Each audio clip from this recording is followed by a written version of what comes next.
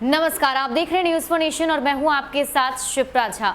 देश में बढ़ते डीजल और पेट्रोल के दामों को लेकर आज तेजस्वी यादव सड़कों पर निकले।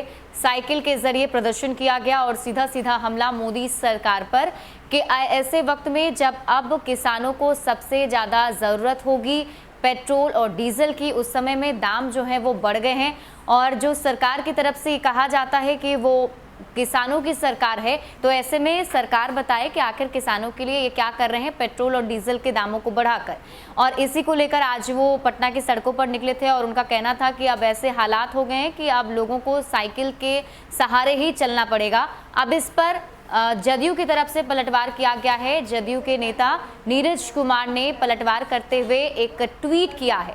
अपने ट्विटर हैंडल से ट्वीट करते हुए उन्होंने लिखा कि अगर तेजस्वी यादव को साइकिल से जाना है तो वो गोपालगंज जाएं। इसके साथ ही उन्होंने और क्या लिखा है आपको बताते हैं।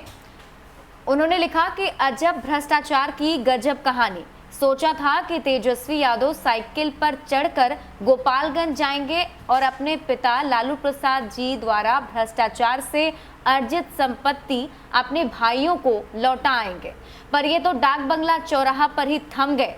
पिता के भ्रष्टाचार रूपी पाप को धोने का अच्छा मौका गवा दिया इन्होंने। तो जदयू नेता नीरज कुमार ने ये तंज कसते हुए तेजस्वी यादव पर ये बड़ा हमला बोला है, जिसमें उन्होंने फिर से उनकी संपत्ति को लेकर के ही उन्हें टारगेट किया और उसमें कहा कि उन्हें लग रहा था ऐसा कि शायद इस बार वो साइकिल पर चढ़कर गोपालगंज जाएंगे। यहाँ तक उन्होंने नसीहत भी एक तरीके से देने की कोशिश की कि आपको अगर जाना ही था तो आप डाक बंगला चौराहा पे ही क्यों रुक गए, आपको गोपालगंज जाना चाहिए था। जो संपत्ति आपने अर्जित की है वो अपने भाइयों को लौटा देना चाहिए था।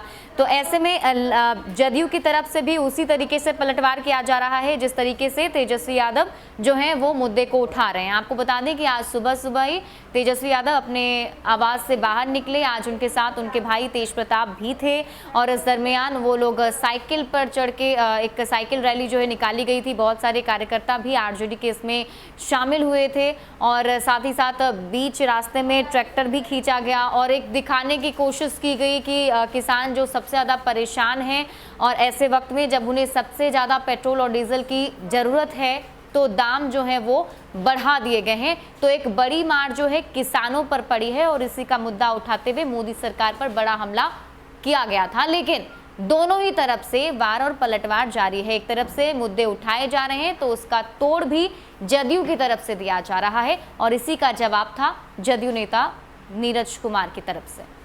ज्यादा अपडेट के लिए आप जुड़े रहिए न्यूज फॉर नेशन के साथ। नमस्कार।